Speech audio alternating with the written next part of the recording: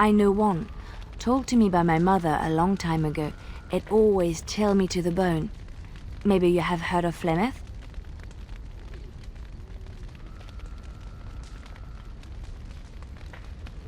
Are you sure? Was she the Flemeth of legend? Flemeth, the devourer of men?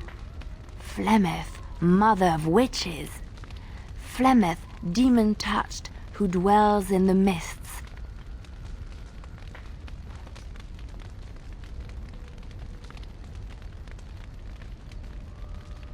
Ferelden mothers scare their daughters with talk of Flemeth.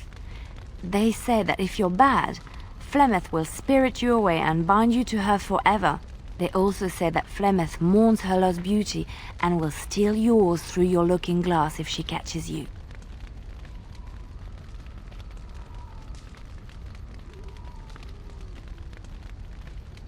Flemeth's beauty was known throughout the land. She had hair like unto a moonless night, skin as pale as winter's first snow, and eyes as beautiful and perilous as the sea. When she came of age, she came to the attention of the Lord of Highever, Conobar, and he took her for his wife. Conobar soon learned that his young bride had the gift of magic. He kept this a secret, for he feared that she would be taken from him. Flemeth stayed with Conobar for some years, and with his blessing, she practiced her art. And then one day, a young poet named Osen came to the castle. Flemeth was captivated by Osen's voice, and he by her beauty. And they fell in love. What? You found Flemeth's grimoire? Ever since we discovered the condition of the Mage's Tower, I had wondered if it might be recoverable, but I had yet to speak of it to you. How fortunate that you found it on your own. You have my thanks. I will begin study of the tome immediately.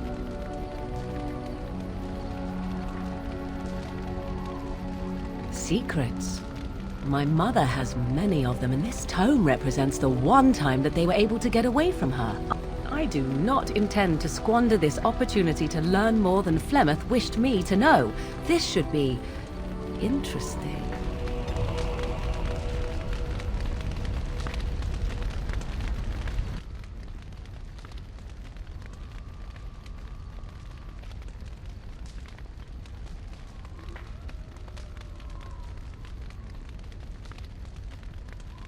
You called.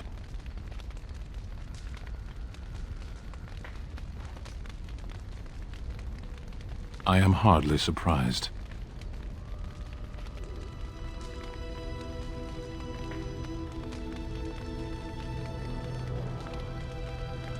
The Kyun, the path to wisdom. I am not surprised you don't recognize it.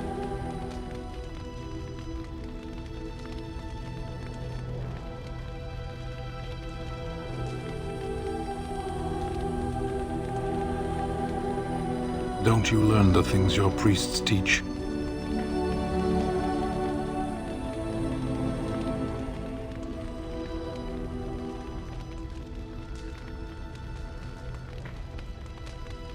Then you shouldn't be surprised.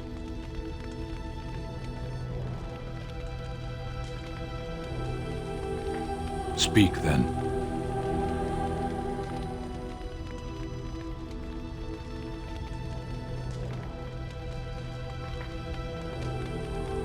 I misspoke. They are not beasts. Beasts learn eventually.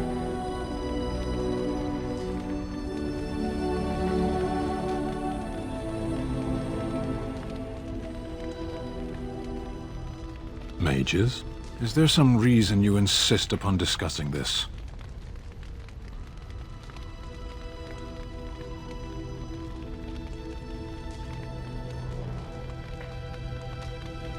You live in this world just as I do. You already know what magic is.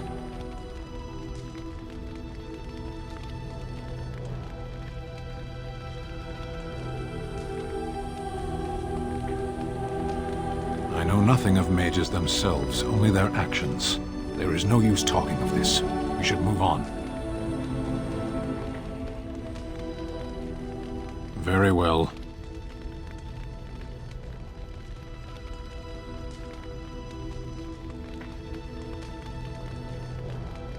Clearly your chantry agrees.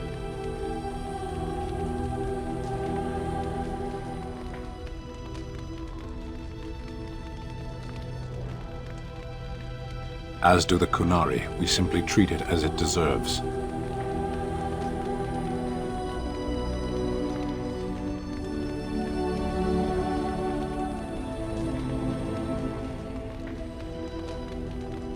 My people have a tale. An Ashkari walked among the fields once, observing the laborers at work. Flax bloomed all around him, the color of still water. The air rippled like a curtain. As he stopped to examine a blossom, a bee stung him on the hand. The Ashkari turned to a laborer for aid and noticed for the first time the heavy gloves and coat she wore. As she tended to him, the Ashkari asked them why she was dressed so in such stifling heat. "To avoid your fate," she replied. "But there are many thousands of bees here," the Ashkari said to her, "and only one stung me. Surely your caution is unwarranted." "The stinger is always a surprise," agreed the laborer. "But so is the bee that simply passes one by."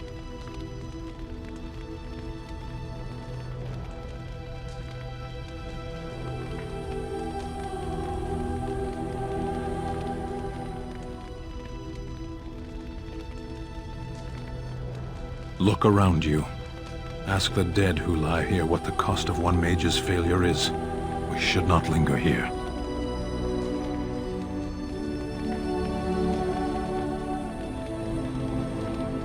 As you wish.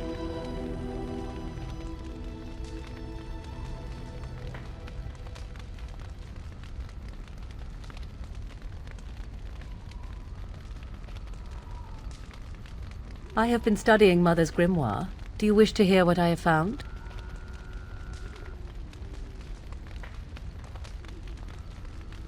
"'Tis not what I expected. I had hoped for a collection of her spells, a map of the power that she commands. But this is not it."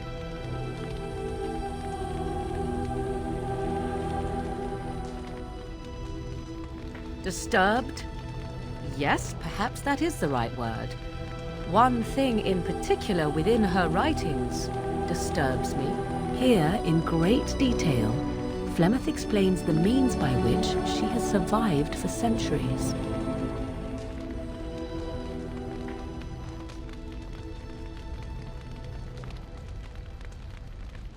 Oh, if only 'twere so. Flemeth has raised many daughters over her long lifetime.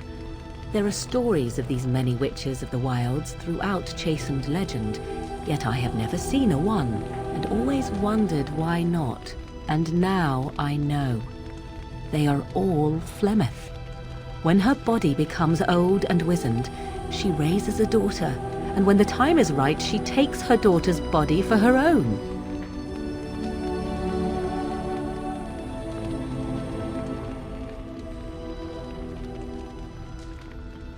Once, Flemeth was a mage. This was before the time of the Circle of Magi, but she wielded magical power of the same sort that all the ancient shamans did. 'Twas no different. She summoned a demon and made it part of her, and became an abomination, one that has thrived. Whether Flemeth has always been the demon, or mastered it, or they are one, I truly do not know. No matter what she is, her body still ages and will not sustain her forever. So she must find new bodies. I am to be the next new body in a very long line.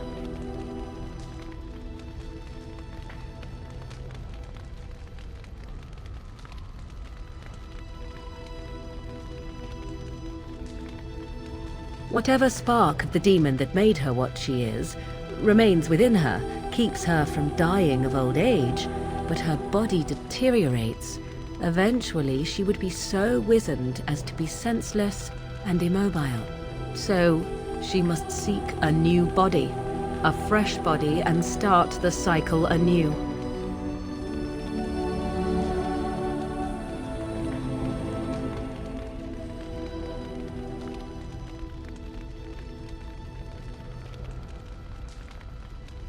I am uncertain. According to her writings, certain hosts are better than others. The more a host is prepared, the quicker the transition will be. I am sorry. This simply takes me by surprise. I would have thought I would have had some inkling, some notion.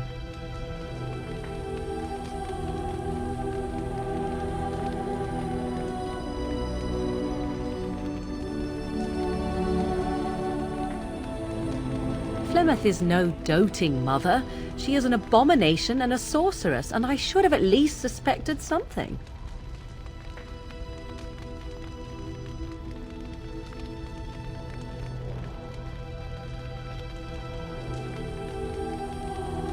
I do not know. Perhaps 'tis as she said, the Darkspawn threaten her as much as they threaten anyone else. Or perhaps she believes that this journey will make me more powerful. According to the tome, if the host is already powerful and trained in magic, it takes far less time for Flemeth to settle in.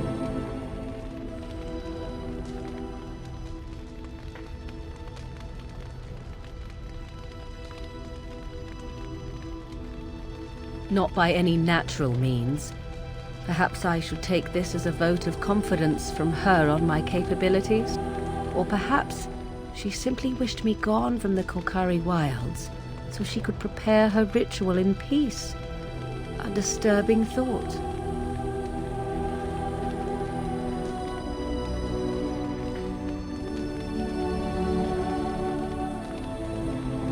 Indeed. That is primarily what this tome details.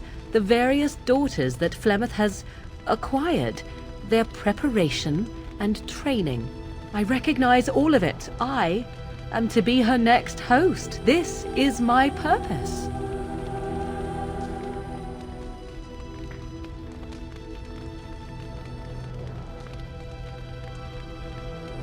Do not be sorry.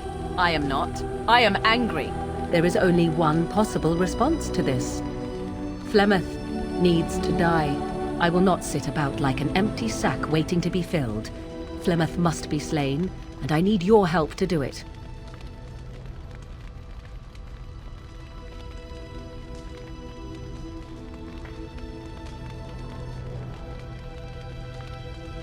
Because if she is slain while I am near, I am not certain that she will not simply be able to take possession of me right there. So obviously I cannot be the one to do it.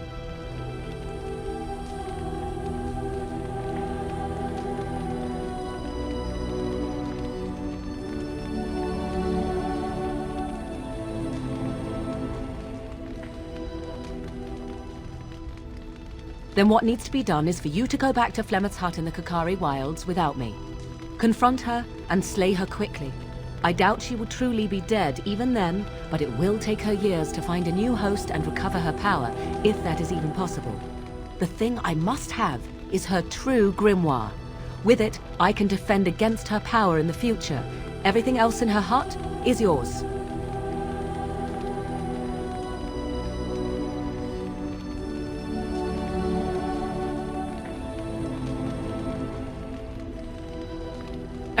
She would like everyone to think she is invincible, but I highly doubt that is the case. And besides that, you are not truly killing her.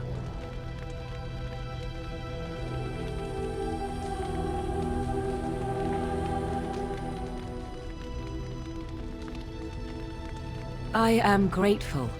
The sooner this can be done, the sooner it will set my mind at ease.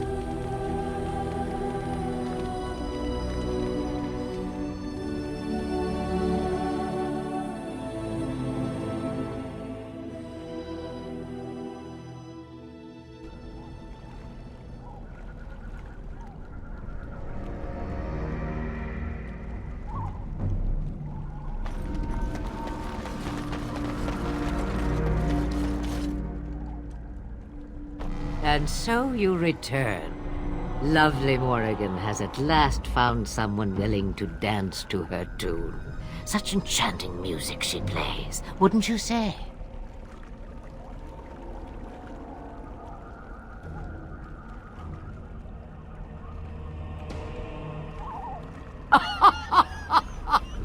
Which one, I wonder? What has Morrigan told you? What little plan has she hatched this time?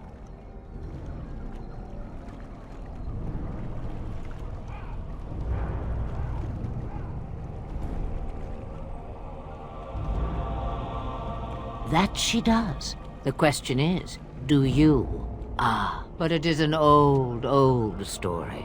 One that Flemeth has heard before, and even told. Let us skip right to the ending, shall we? Do you slay the old wretch as Morrigan bids, or does the tale take a different turn?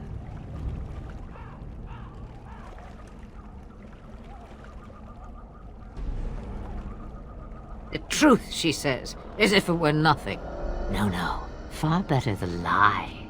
Far better the comfort of blankets and shadows and a mother's love. Morrigan wishes my grimoire? Take it as a trophy. Tell her I am slain.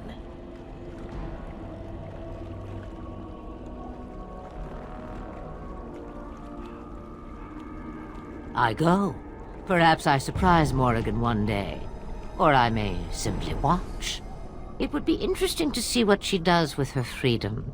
Enlightening, even. Would you give an old woman that?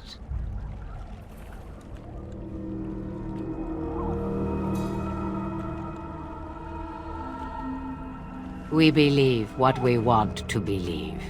It's all we ever do.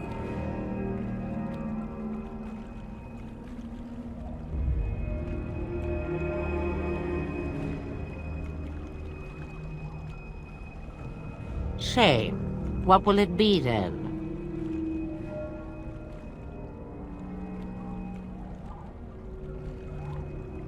It is a dance poor Flemeth knows well. Let us see if she remembers the steps. Come, she will earn what she takes. I'd have it no other way.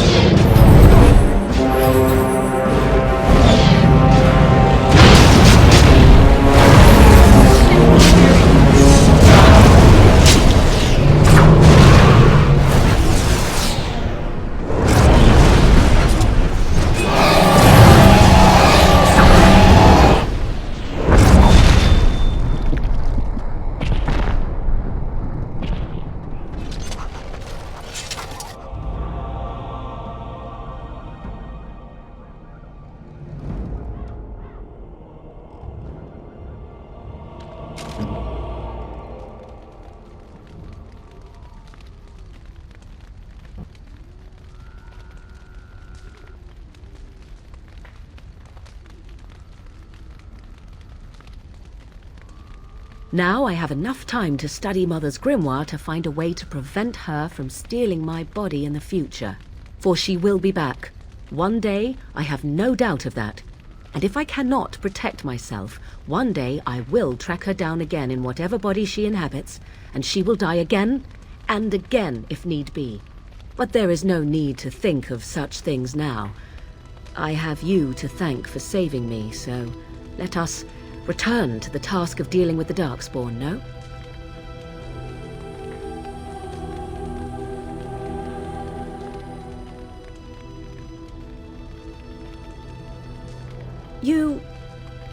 Too much could happen in days to come to make such promises.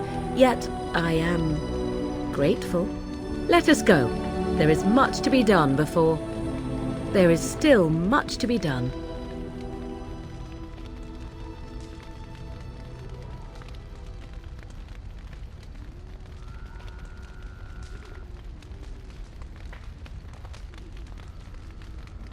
Yes? Of course.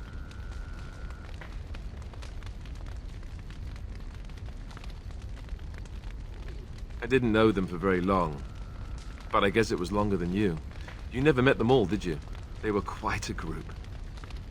Actually, they felt like an extended family since we were all cut off from our former lives. We also laughed more than you'd think. There was this one time...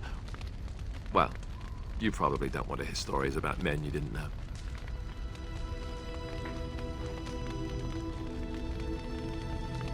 There was one Grey Warden who came all the way from the Anderfels. What was his name? It was Gregor. He was a burly man with the biggest, fuzziest beard you've ever seen. And the man could drink.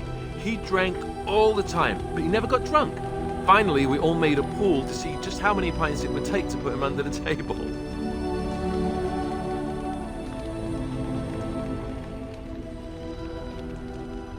Sometimes. We were kin of a sort. All of us had gone through the joining, so we knew...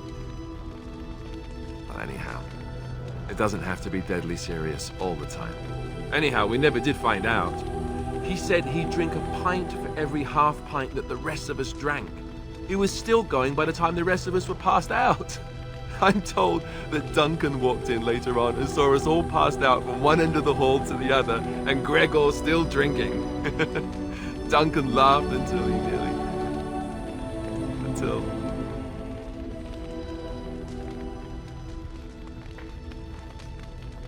Yes, I suppose so. I thought I was done with this, but it just struck me that I have nothing to remember Duncan by. Nothing at all. There's no body, not even a token of his that I can take with me. That must sound really stupid to you.